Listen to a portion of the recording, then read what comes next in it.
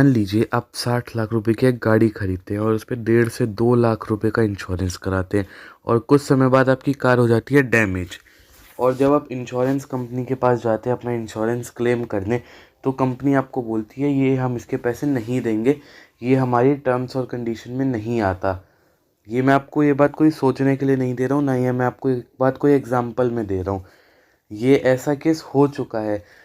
Banjara hills में रहने वाले हैदराबाद के सुधाकर राजू जी के साथ ऐसा हो चुका है। दिसंबर 2012 में राजू जी ने एक ऑडी Q7 3 LTDI गाड़ी ली थी, जो 60 लाख रुपए की उन्होंने गाड़ी ली थी और उस पर 1.5 लाख रुपए का इंश्योरेंस कराया भारतीय एक्सा जनरल इंश्योरेंस कंपनी से। और 10 महीने बाद 15 सितंबर 2013 को राजू जी कहीं जा रहे होते हैं और वहाँ पे बारिश हो रही होती है बहुत तेज़। तो सुधाकर राजू जी सोचते हैं कि जब बारिश का पानी कम हो जाएगा रोड पे तब वे अपनी गाड़ी आगे निकालेंगे, पर बारिश धीरे नहीं होती जबकि बारिश और तेज़ होने लगती है, जिससे रोड पे बाढ़ आ जाती है और उनकी गाड़ी के बोनट तक पानी आ जाता है, जिससे उनकी गाड़ी बंद हो जाती है। और जब गाड़ी बंद हो जाती है तो घबराहट में राजू जी अपनी गाड़ी को स्टार्ट करने की कोशिश करते हैं। फिर वे बाद में अपनी गाड़ी को रोड पर ही छोड़कर अगले दिन आके अपनी गाड़ी को टो करा के ऑडी के शोरूम में ले जाते हैं और इंश्योरेंस कंपनी के को कॉल करते हैं।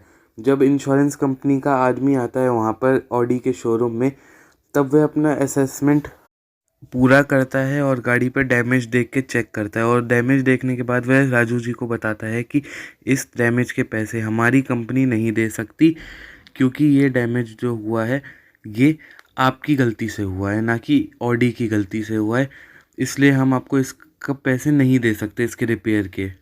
फिर वही आदमी जो इंश्योरेंस कंपनी से आता है रिपोर्ट के लिए, वो आदमी अपनी रिपोर्ट में लिखता है कि जो इंजन में पानी चला गया था और इंजन हाइड्रो लॉक हो गया था, और फिर भी राजू जी अपनी गाड़ी को स्टार्ट करने की कोशिश कर रहे थे, जिससे इंजन में बहुत ज़्यादा डैमेज हो गया है। इसलिए इसमें ओनर की गलती है, ना कि कार की और ना ही कंपनी की। तो फिर जो ऑडी की कंपनी है वो तो अपनी वारंटी बचाना ही चाहेगी, इसलिए वो भी बोलते हैं कि इसमें ऑडी Q7 की गलती नहीं है, ओनर की गलती है। और इंश्योरेंस वाली जो कंपनी होती है वो बोलती है हम डैमेज के लिए आपको 53,000 दे सकते हैं। इस बात का कोई सेंस है? वो जो गाड़ी है वो मारुति की थोड़ी ना है, अब ऑडी की गाड़ी है, वो भी Q7। जब तक आप लोग ऑडी वालों को 1 लाख रुपए दिखा नहीं देते तब तक वो आपसे बात नहीं करते। Q7 है वो ऑडी की, उसकी एक चाबी के पैसे में एक ऑल्टो आ जाती है। और जब तक ये सब मामला चलता है तब तक राजू जी अपनी गाड़ी को 20 लाख रुपए दे के रिपेयर करा लेते हैं। उसके बाद वो उस सिचुएशन में देखते हैं कि उनको बस 53,000 ही मिले हैं।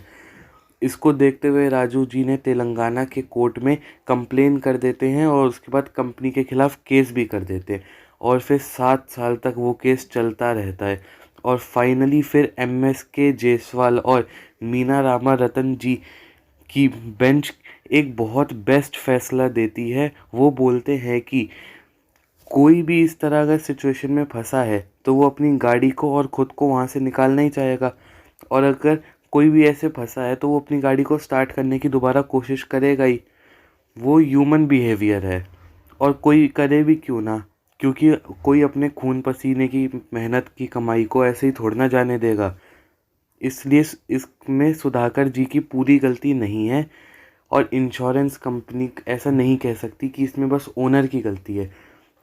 और इंश्योरेंस कंपनी को राजू जी को पैसा देना पड़ेगा, और इसलिए उन्होंने इंश्योरेंस कंपनी को ऑर्डर दिया कि 4 हफ्तों के अंदर अंदर राजू जी को 17.54 लाख प्लस 7% इंटरेस्ट रेट पे पैसे देने पड़ेंगे। और फिर फाइनली राजू जी 7 साल बाद ये केस जीत जाते हैं।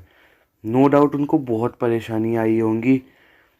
तो मैं बस एक ही बात बोलूँगा, सुधाकर राजू जी को बहुत सारी कॉन्ग्रेचुलेशंस। वीडियो देखने के लिए आपका धन्यवाद। और एक बात और, अपना इंश्योरेंस जब भी कराए एक ट्रस्टेड कंपनी से ही कराए।